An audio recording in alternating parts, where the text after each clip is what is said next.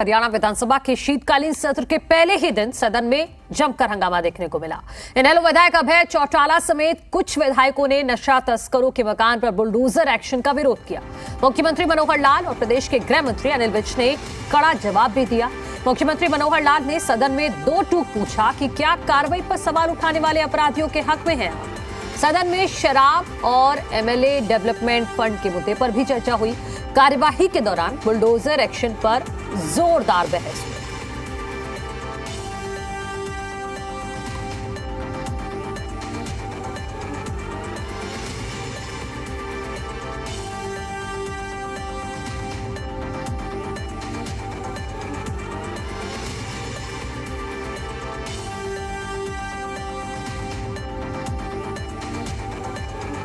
और इस वक्त हमारे साथ जी मीडिया संवाददाता विजय राणा हमारे साथ जुड़ गए हैं, जो पहले दिन की कार्यवाही पर पूरा अपडेट देंगे। विजय, विधानसभा सत्र पर जो बीजेपी विधायक हैं उनका क्या कहना है और आज ओवरऑल कैसा रहा सत्र? देखिए, हमारे साथ इस समय भाजपा के कोसली से विधायक लक्ष्मण सिंह यादव मौजूद हैं। इनसे हम जानकारी लेते हैं कि सरकार की दृष्टि से अगर देखा जाए तो सत्र कैसा रहा। हालांकि विपक्ष के जो विचार हैं वो कुछ अलग हैं। आज के पहले दिन की जो कार्रवाई थी वो स्थगित कर दी गई है। कैसा मानते हैं पहले दिन का जो कार्य है वो कैसा रहा, खासतौर पर उस समय जब जहरीली शराब और नशा तस्करी के मुद्दे पर विपक्ष ने सरकार को घेरा? देखिए, आज के सदन की जो कार्रवाई थी बड़ी शांत प्रिय रही और अपोजिशन के जितने भी मुद्दे थे उनके हमारे मंत्रियों से संबंधित थे तो उन्होंने शांति से उनका जवाब दिया। और मैं ये समझता हूँ कि शांति इसलिए भी रही कि हमने पूरे ठीक से जवाब दिए और वो संतुष्ट थे। जी, जिस तरीके से अभय चौटाला ने नशा तस्करी का मुद्दा उठाया और कहा कि नशा तस्करों पर कार्रवाई की जा रही है, उनके घर तोड़े जा रहे हैं, लेकिन जो उनका परिवार है उन्हें क्यों सज़ा मिले? अगर अलग कोई नशा तस्कर है, वो उस घर में नहीं रहता या बेदखल है, तब भी उसे घर को तोड़ दिया जाता है, तो घर के परिवार के लोगों को सज़ा क्यों दे रही है सरकार? नहीं, वो तो सदन में मानना भी है कि हम अपराधियों को छोड़ेंगे नहीं। जो इस तरह से लोगों की जीवन से खेल रहे हैं, नशा तस्करी करके लोगों के घर उजाड़ने का काम कर रहे हैं, ऐसे 177 लोगों के जो हैं घर तोड़ने का काम सरकार ने सख्ती से किया है। और रहा उनके संबंधियों का बात, तो संबंधियों की तो जांच चलेगी। उसमें जांच में अगर उसकी इनकम को देखा जाएगा, अगर वो उस लेवल का है और अच्छा बना सकता है तो सरकार उसमें जांच का विषय है। कोई ऐसा थोड़ी है सरकार किसी से द्वेष भावना से कोई कार्य करती है। सरकार तो केवल अपराध को रोकना चाहती है, केवल तस्करी को रोकना चाहती है, जिससे लोगों के जीवन जो हैं वो ख़त्म हो रहे हैं। जी, जहरीली शराब का मुद्दा भी उठा है। सोनीपत में कुछ लोग मारे गए। अभय चौटाला ने कुछ आंकड़े पेश किए। उनका कहना था कि करीब 500 लोग हैं जो पिछले 4-5 सालों में जिनकी मौत हुई है, लेकिन दूसरी ओर गृह मंत्री अनिल विज ने कहा कि सिर्फ 36 लोग ही मरे हैं। इतना फ़र्क कैसे है आंकड़ों में?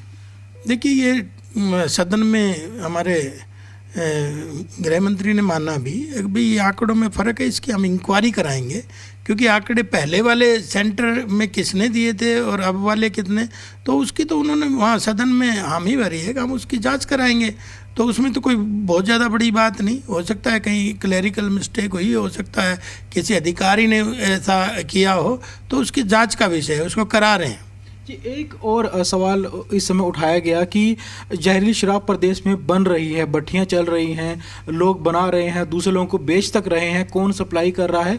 इस पर जो है सरकार पूरी तरह से बेखबर है। इस पर क्या कहें? नहीं, पूरी तरह बेखबर नहीं है। तभी तो हम कह रहे हैं जितने भी नशा तस्कर हैं, वो चाहे बनाने वाले हैं चाहे दूसरे सूखे नशे हैं, उन सब पे कार्रवाई सरकार कर रही है। उसी का तो नतीजा है। हमने 177 घर तोड़ने का काम किया है और आगे भी सदन में ये माना गया कि सख्ती से उनका इलाज करेंगे। या तो ऐसे अपराधी किस्म के लोग हरियाणा छोड़ देंगे या काम छोड़ देंगे।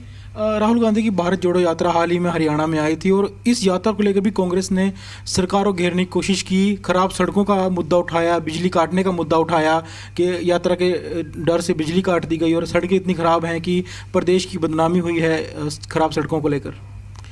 देखिए, ये तो कोई बहुत बड़ी बात नहीं है क्योंकि आपने देखा है कि भाई सड़कें हर मौसम के बाद रिपेयर करानी पड़ती हैं।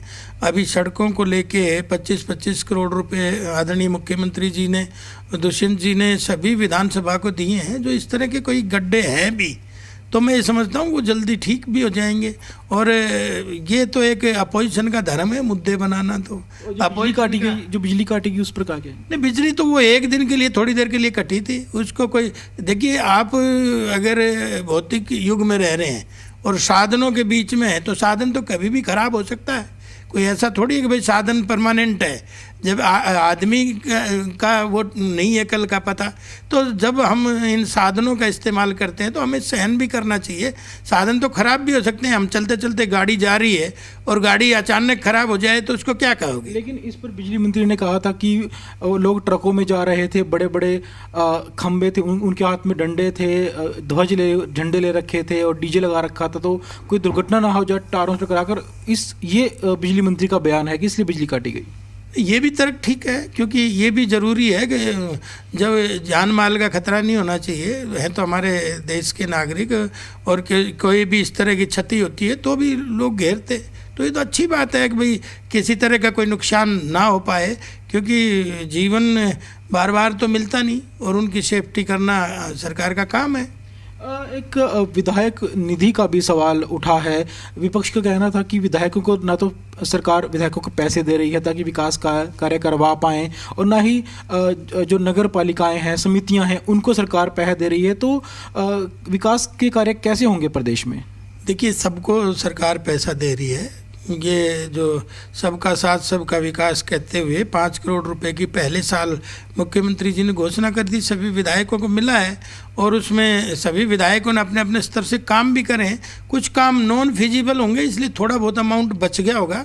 उसके लिए सरकार आज मुख्यमंत्री जी ने कहा कि भाई मैं इसमें सख्ती से इसको लागू कराऊंगा, जिनके भी काम रुके हुए हैं इसमें लेके उनको पूरा कराएंगे। दूसरा, विधायकों को ग्रामीण आदर्श योजना के तहत वेगी जो होती है उसके तहत 2 करोड़ रुपए सालाना दिए गए थे, लेकिन क्या है कि बीच में कोविड होने की वजह से 2 साल आर्थिक काम भी नहीं चल रहे थे और आर्थिक तंगी भी थी, तो 2 साल का उन्होंने बंद किया था। अब फिर से आज हाँ भरी है कि भाई वो वेगी का जो 2 करोड़ रुपए है वो सबको देंगे। लेकिन विपक्षी विधायकों का कहना है कि जो 5 करोड़ रुपए की राशि बोली गई थी वो हमें तो नहीं मिली है। नहीं, देखिए आज सदन में उसका तो ओपन खुलासा हुआ है। अगर 67 और 70 लोगों ने पैसा ले लिया तो वो अपोजिशन के भी होंगे, पोजीशन के भी होंगे। ऐसा तो है नहीं अगर हमारे पोजीशन के सारे हैं, अपोजिशन के भी हैं। और उनमें मुख्यमंत्री जी ने 11 लोगों के नाम लेके ये कहा कि इनका आधा पैसा लग गया, आधा इनका वर्किंग में चल रहा है। क्योंकि देखिए फिजिबिलिटी में आने में आपने किसी काम के लिए दिया और वो पैसा किसी काम का हो तो वो अप एंड डाउन फाइल तो होती है। तो इसमें तो एक और बड़ा मुद्दा था। आज फरीदाबाद NIT से विधायक नीरज शर्मा ने कहा कि हरियाणा का प्रतिनिधिमंडल इजराइल गया था 2018 में और वहाँ वो उनकी जो जासूसी एजेंसी है उनसे मिला और पेगासस जो सॉफ्टवेयर है जासूसी करने के लिए उसकी भी खरीद फरोख्त वहाँ पर की गई। देखिए, इतनी बड़ी बात का मेरे पास कोई जवाब नहीं है, क्योंकि नीरज शर्मा पता नहीं कहाँ से विजिलेंस से CID से लेके आया है, वो तो वही बता सकता है आपका। और 18 में तो मैं ज्यादा विधायक लक्ष्मण यादव से खास बातचीत की है जी मीडिया संवाददाता विजय राणा ने, जो आज के सत्र को लेकर पूरी विस्तार से जानकारी दे रहे थे।